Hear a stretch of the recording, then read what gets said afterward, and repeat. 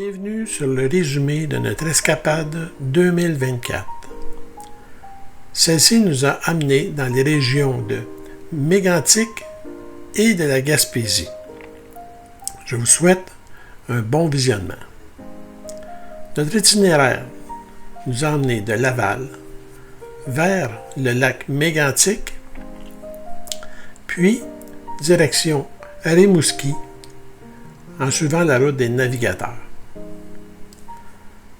De Rimouski, nous avons continué vers Montjoly pour traverser la vallée de la Matapédia et nous rendre à Carleton-sur-Mer pour ensuite passer par Bonaventure, Percé, Gaspé, le parc national de Forillon, Sainte-Anne-des-Monts, Matane, pour revenir vers Rivière-du-Loup. De Rivière-du-Loup, nous avons emprunté la route vers Lévis pour traverser sur la rive nord et revenir à notre point de départ, Laval.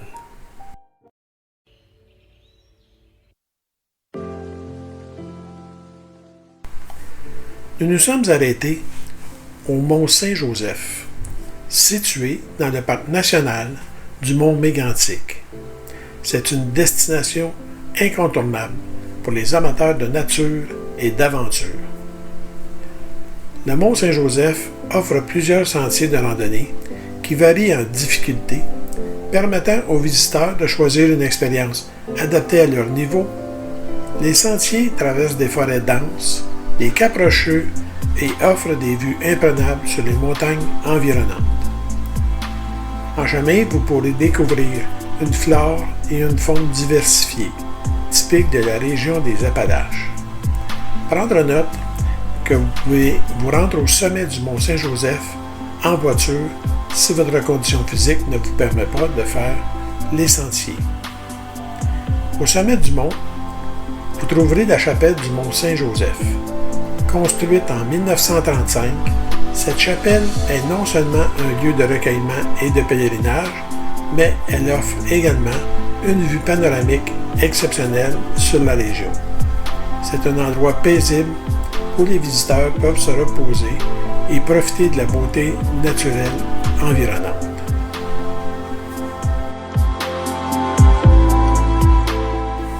Par la suite, nous nous sommes déplacés au sommet du mont Mégantic, qui culmine à 1105 mètres d'altitude. Il se situe tout à côté du mont Saint-Joseph. C'est l'un des sommets les plus élevés de la région et il offre des panoramas spectaculaires sur les environs.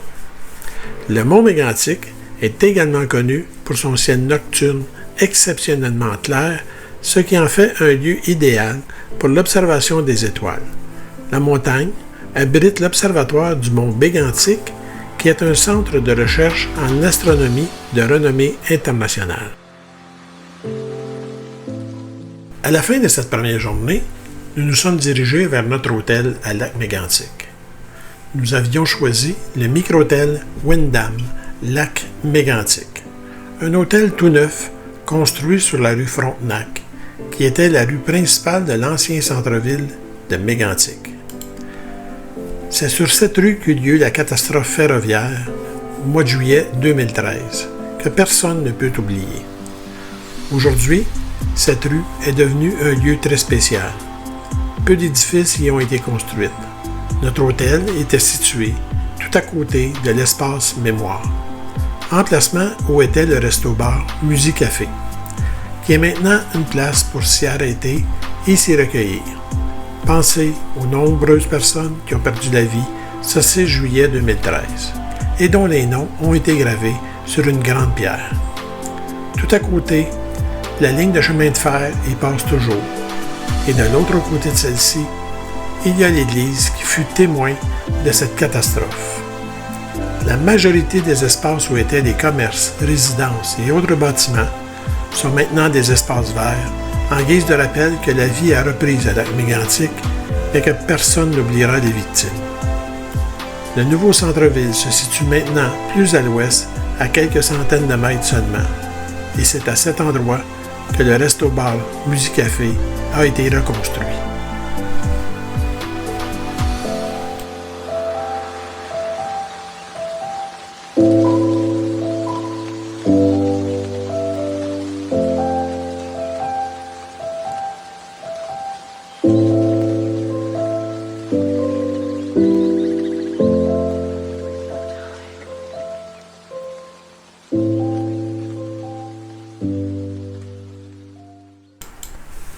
Deuxième journée dans la région de Mégantic. Nous prenons la route pour une visite à la Maison du Granit, située à Lac-Brelette, près de Mégantic. À notre arrivée, nous avons la surprise de s'apercevoir que l'endroit accueille les visiteurs du jeudi au dimanche seulement. Nous sommes mardi, donc le musée est fermé. Un gentil monsieur qui était à faire l'entretien de pelouse nous offre alors de nous ouvrir et visiter le site avec le visionnement de la vidéo. La Maison du Granit est un centre d'interprétation fascinant dédié à l'histoire et aux techniques de la taille de cette pierre. Installée au cœur d'une ancienne carrière de granit à 680 mètres d'altitude, elle offre une vue panoramique exceptionnelle sur les montagnes, les lacs, les éoliennes et les villages environnants. L'histoire du granit dans la région de Mégantic est riche et fascinante. L'exploitation du granit a commencé au 19e siècle, lorsque les colons ont découvert la qualité exceptionnelle de cette pierre. Le granit de Mégantic est particulièrement prisé pour sa durabilité et sa beauté, ce qui en fait un matériau de choix pour la construction de monuments, de bâtiments et de routes. Au fil des ans, l'industrie du granit est devenue un pilier économique de la région. De nombreuses carrières ont été ouvertes et des techniques de taille et de polissage ont été développées pour répondre à la demande croissante. La Maison du Granit, en particulier, joue un rôle important dans la préservation et la promotion de ce patrimoine en offrant des expositions et des démonstrations sur les méthodes traditionnelles et modernes de travail du granit. Aujourd'hui, bien que l'industrie ait évolué, le granit reste un symbole fort de l'identité locale et continue d'attirer des visiteurs curieux de découvrir son histoire et son importance. Le granit de Mégantic a été utilisé dans plusieurs autres constructions notables, comme le Parlement de Québec, le pont Jacques-Cartier, le mémorial de Lac-Mégantic, l'espace mémoire sur la rue Frontenac à Mégantic, où était l'ancien Musicafé, et sans oublier les pierres où sont gravés tous les noms des victimes du World Trade Center sur le site Ground Zero à New York.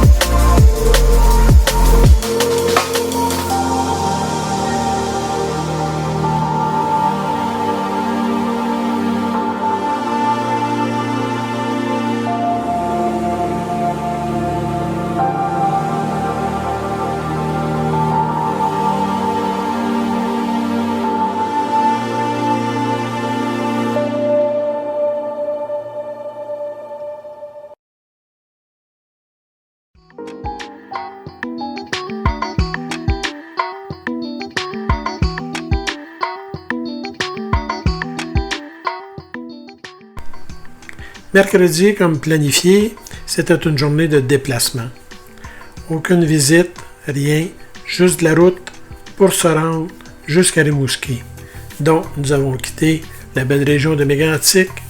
Nous sommes passés par Saint-Joseph-de-Beauce, Sainte-Marie-de-Beauce, Montmagny et plein de petites villes pour faire un arrêt un petit peu avant Rivière-du-Loup, dans le but de se restaurer pour l'heure de dîner et en profiter pour faire une recharge de notre véhicule.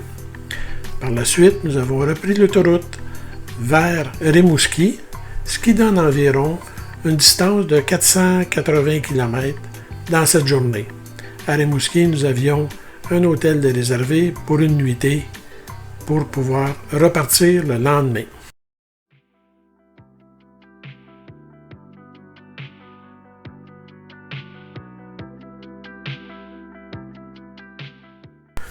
Le belvédère de Valbriand offre une vue imprenable sur le lac Matapédia et les montagnes environnantes. Situé à environ 1,5 km de la route 132, il est accessible via la route Saucier. C'est un endroit idéal pour un pique-nique avec des panneaux d'interprétation qui expliquent la géographie et l'histoire de la région.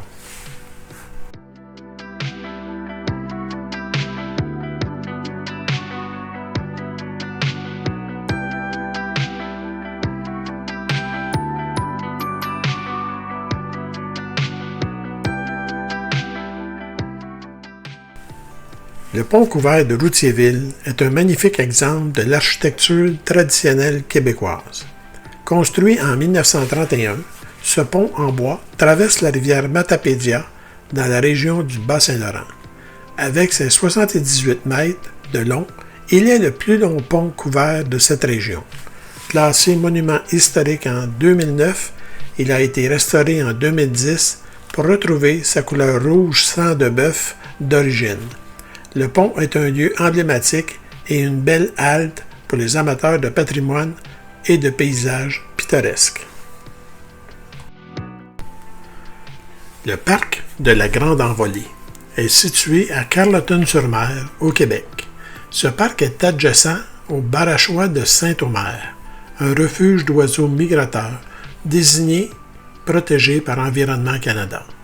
C'est un endroit idéal pour les amateurs de nature et d'ornithologie, avec des aires de pique-nique et des jeux d'enfants.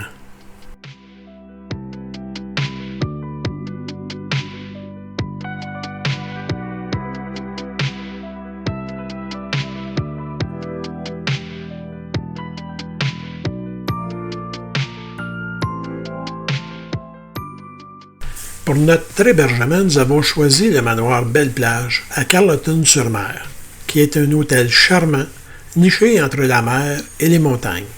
Cet établissement est reconnu pour son accueil chaleureux et son ambiance imprégnée d'art, de culture et d'histoire. Chaque chambre du manoir est unique, décorée avec des œuvres d'artistes locaux et des pièces d'artisanat sur mesure. L'hôtel propose également un restaurant gastronomique et un jardin fleuri intime. Le manoir est situé juste en face de la plage, à quelques pas du quai, des restaurants et de nombreuses attractions locales.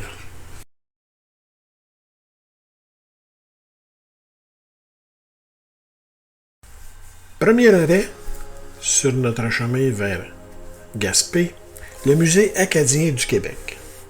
Situé à Bonaventure, est un lieu fascinant dédié à l'histoire et la culture des Acadiens du Québec. Ce musée offre une variété d'expositions et d'activités culturelles qui mettent en lumière le riche héritage acadien.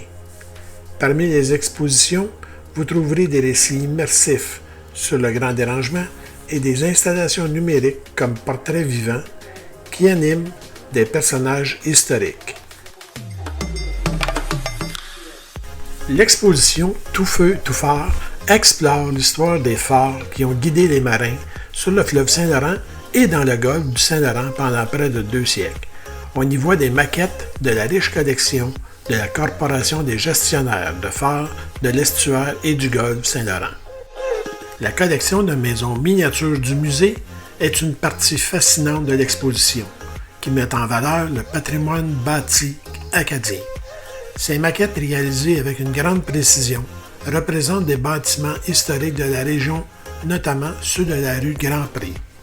Elles ont été créées par Marcel Arsenault, artisan passionné qui reproduit fidèlement des maisons et des églises de la baie des Chaleurs et des îles de la Madeleine en mettant en valeur les détails architecturaux et historiques de ces bâtiments. Nous avons fait un arrêt aux chutes turquoises, également connues sous le nom de la rivière Émeraude. Il s'agit d'un joyau naturel de la Gaspésie. Ce site enchanteur est réputé pour ses eaux d'un bleu turquoise éclatant qui rappellent les paysages tropicaux.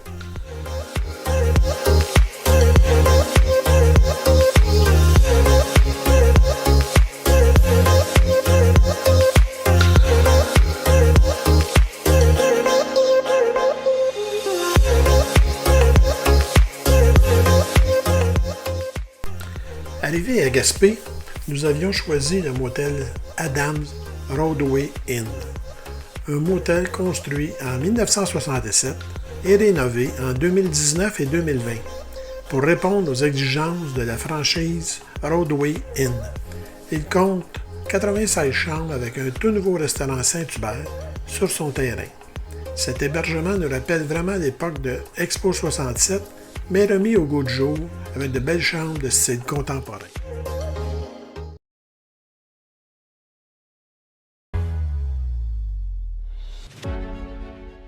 Nous nous dirigeons maintenant vers le parc national Forillon, qui s'étend sur près de 245 km².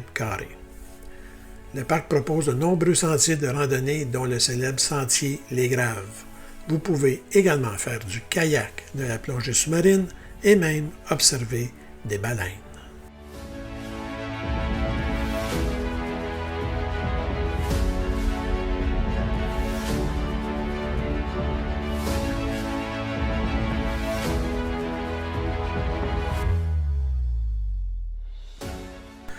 Le phare de la Pointe à la Renommée, situé sur la côte nord de la Gaspésie, a été construit en 1880, remplacé par une tour en métal en 1907.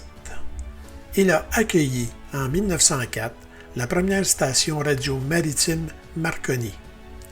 Abandonné et déplacé à Québec en 1977, le phare a été rapatrié sur son site d'origine en 1997 grâce aux efforts des habitants de la Gaspésie. Le site propose une expérience muséale immersive ainsi que des expositions interactives, des sentiers pédestres et des aires de pique-nique.